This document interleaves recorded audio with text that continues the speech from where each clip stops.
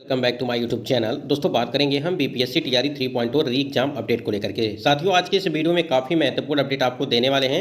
जितने भी कैंडिडेट यहाँ पे बीपीएससी टीआरई 3.0 का री एग्जाम दिए थे उनके लिए वीडियो काफ़ी महत्वपूर्ण है। सबसे पहले हम लोग बात करेंगे कि बीपीएससी टीआरई 3.0 के रिजल्ट को लेकर के, क्योंकि आपको बताया जा रहा है कि 20 अक्टूबर तक जो है आपका, यानी कि उसके पहले आपका रिजल्ट जारी कर दिया जाएगा। उसको लेकर के बात करेंगे और टीआरई 3 का जो मेरिट है वो कैसे बनेगा और कट ऑफ को लेकर के बात करेंगे, यानी कि 1 to 5, 6 to 8, 9 to 10 और 11 to 12 की जो कट ऑफ है उसके संबंध में बात करेंगे। और काफ़ी ज़्यादा कैंडिडेट में जो है भ्रम की स्थिति उत्पन्न हो चुकी है, उसको भी आपको यहाँ पे दूर करने वाले हैं। रिजल्ट से पहले डीबी होगा, एक यहाँ पे सीटें बढ़ेंगी, यानी कि जो बैकलॉग सीटें हैं उसको लेकर के बात करेंगे। मेधा सूची किस प्रकार से तैयार की जाएगी, सप्लीमेंट्री रिजल्ट टीआरई 3 में आएगा या नहीं आएगा उसको लेकर के। और दोस्त सबसे बड़ा जो मैटर चल रहा है यहाँ पे महिला आरक्षण को लेकर के भी बात करेंगे, यानी कि टीआरई 3 के रिजल्ट में क्या कुछ होने वाला है, सभी यहाँ पे अपडेट आपको इस वीडियो के माध्यम से मिलेगी। और जो भी अपडेट आपको दी जाएगी वो ऑथेंटिक होगी, इसलिए वीडियो को भी लाइक शेयर करिएगा। और यदि आप चैनल पर पहली बार विजिट किए तो चैनल को भी सब्सक्राइब करके बेल आइकन को प्रेस कर लीजिएगा, जिससे हर लेटेस्ट अपडेट आपको समय से मिलती रहेगी।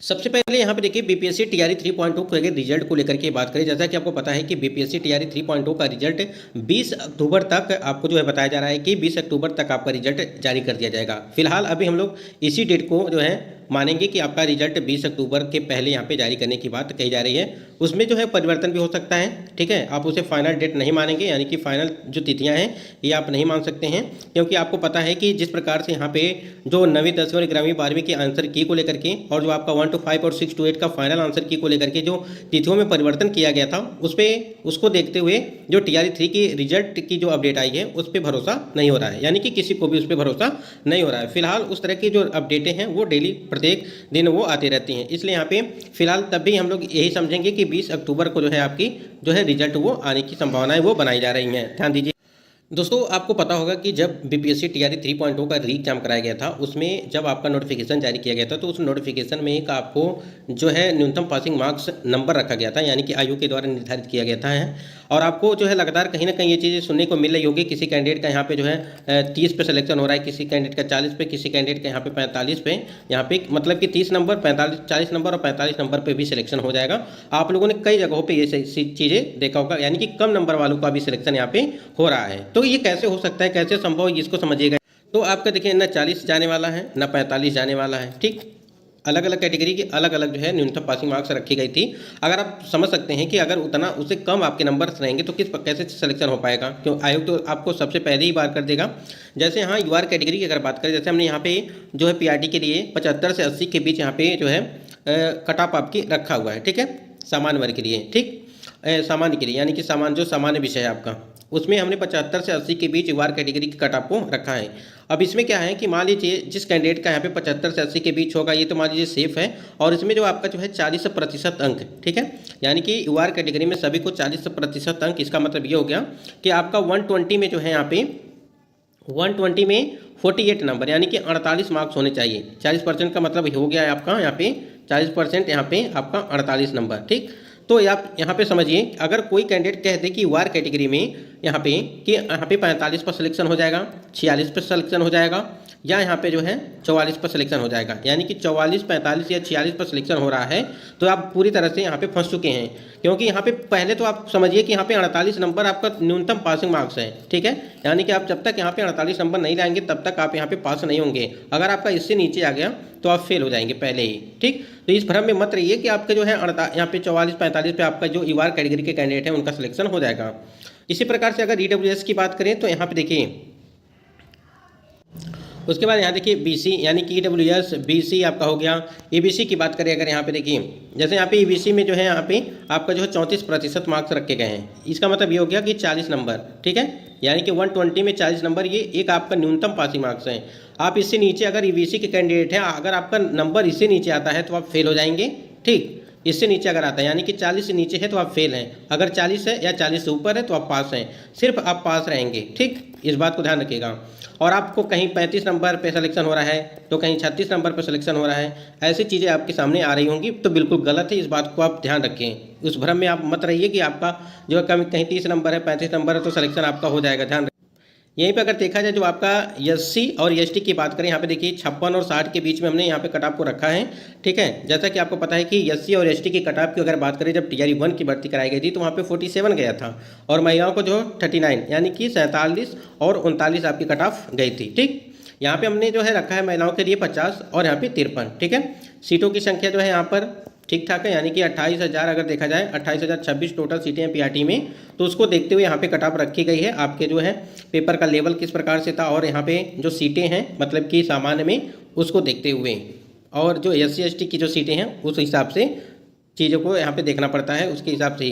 तो देखिए यहाँ पे अगर एससी एसटी की बात करें, जैसे यहाँ पे हमने जो आयोग ने निर्धारित किया है एससी एसटी के लिए, वो 32% निर्धारित किया है।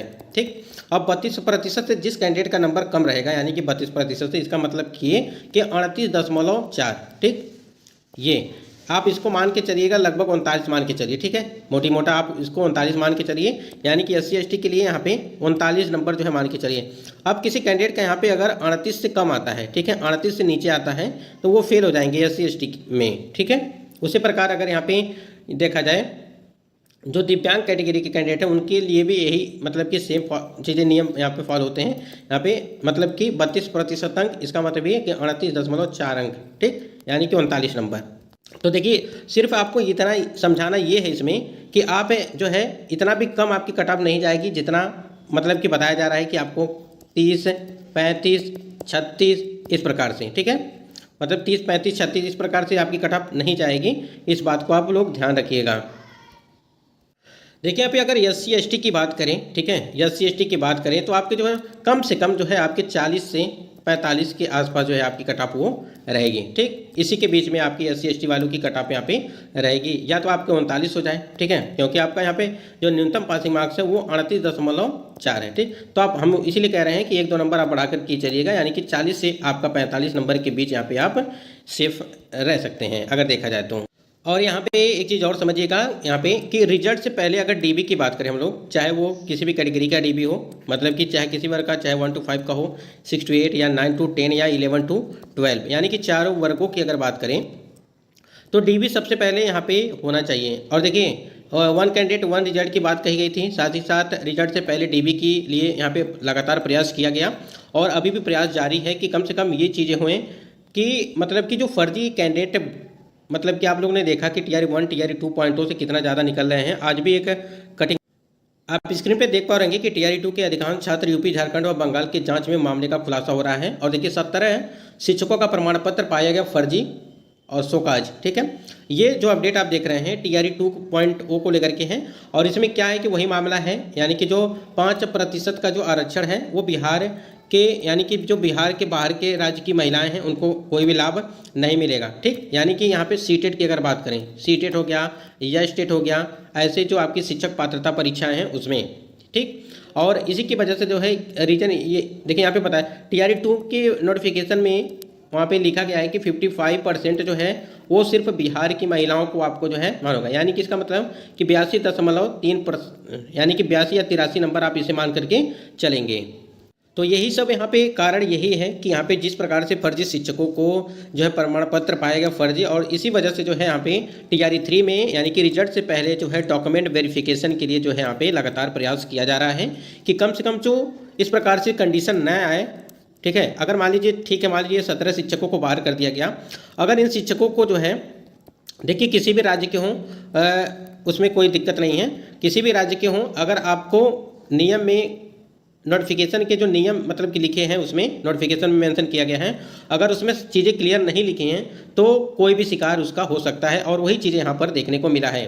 लेकिन नोटिफिकेशन में एक चीज़ यही लिखा है कि जो है यानी कि 55% सामान्य, ठीक है, 55% सामान्य महिला के लिए जो है सीटेट में होने चाहिए। ठीक, सिर्फ यही लिखा है, और उसमें ये चीज़ नहीं लिखा है कि जो अदर स्टेट की कैंडिडेट की महिला हैं उनको जो है 55% चाहिए या नहीं चाहिए। तो इसी के 55% को मान करके ही जो अदर स्टेट की महिला कैंडिडेट हैं उन्होंने फॉर्म अप्लाई कर दिया, और फॉर्म अप्लाई करने के साथ साथ उनको नौकरी भी मिल गई, और नौकरी मिलने के साथ साथ फिर अब जाकर के यहाँ पे प्रमाण पत्र पर जो है फर्जी बताया जा रहा है कि यानी कि जो भी नंबर्स हैं सीटेट में वो फर्जी बताया जा रहे हैं कि सीटेट का जो मार्क्स है वो कम है, यानी कि 60% मार्क्स से कम है, यानी कि 90 नंबर्स जो है उनके नहीं है, इस वजह से यहाँ पे बाहर किया जा रहा है। इसी प्रकार अगर यह स्टेट को देखें तो यह स्टेट में भी 75 मार्क्स होने चाहिए, यानी कि 50% होने चाहिए।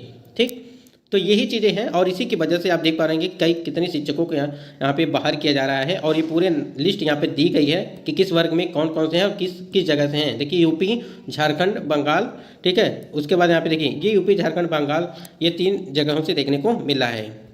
और एक चीज़ और आपको बता दें कि जो यहाँ पे महिला आरक्षण यानी कि जो 65% महिला आरक्षण है, जो रोस्टर क्लियरेंस वाला मामला है, ये भी आपको जो है 2 से 3 दिनों के अंदर जो है देखने को मिलेगा। और यहाँ पे सप्लीमेंट्री रिजल्ट की अगर बात करें TRE 3 में, TRE 3 का जो सप्लीमेंट्री रिजल्ट है, देखिए अगर आप नोटिफिकेशन पढ़ेंगे, जब यहाँ पे TRE 3 का नोटिफिकेशन जारी किया गया था तो नोटिफिकेशन में साफ साफ चीज़ें लिखी गई हैं कि इसकी कोई भी मेधा सूची तैयार मतलब कि जारी नहीं की जाएगी। मतलब कहने का ये है कि यहाँ पे सप्लीमेंट्री रिजल्ट के लिए जो है उसमें साफ साफ चीज़ें लिखी गई हैं कि आपका सप्लीमेंट्री रिजल्ट वहाँ पे TRE 3 में नहीं दिया जाएगा और जो भी सीटें आपकी बचेंगी वो TRE 4.2 की भर्ती में उसको ऐड कर दिया जाएगा। तो यहाँ पे आप लोग को एक भ्रम था कि हमारे जो है 45 नंबर, 46 नंबर, 47 नंबर पर सिलेक्शन हो जाएगा, लेकिन आपको देखना ये है कि हमारा कैटेगरी क्या है और उस कैटेगरी में जो न्यूनतम क्वालिफाइंग मार्क्स हैं वो हमने क्वालिफाई किया है या नहीं किया है, उस बात को आप थोड़ा सा ध्यान देंगे और उसको चेक करिए एक बार। साथ ही साथ यहाँ पे अगर भाषा को लेकर के बात करें, जो भाषा का 30 नंबर का आपको जिसमें 9 नंबर क्वालिफाइंग मार्क्स हैं उसको आपने क्वालिफाई किया है नहीं किया है, क्योंकि देखिए अभी ऐसी कोई भी नोटिस जारी नहीं की गई है कि आपको भाषा को जो है शून्य कर दिया जाएगा जैसे TRE 2.2 की भर्ती में दिया गया था। अगर उसको ऐड कर दिया गया तो मामला और भी फंस जाएगा फिर, क्योंकि TRE 2.2 की भर्ती में तो उसको शून्य कर दिया गया था परीक्षा यानी रिजल्ट आने के बाद से। इस वजह से जो है काफ़ी कैंडिडेट नाराज़ थे और उसके लिए जो आंदोलन भी किए थे। और इस बार क्या होता है, उसको लागू किया जाएगा या नहीं किया जाएगा, इसके संबंध में अभी भी आयोग को साफ साफ चीज़ें क्लियर नहीं हो पा रही हैं। तो हम लोग यहाँ पे रिजल्ट के संबंध में देखिए 20 अक्टूबर को यानी कि 20 अक्टूबर के पहले आपका जो है रिजल्ट देने की बात कही गई है। अब देखना कितना है कि ये सही होता है या झूठ होता है, आगे ही पता चलेगा सब कुछ।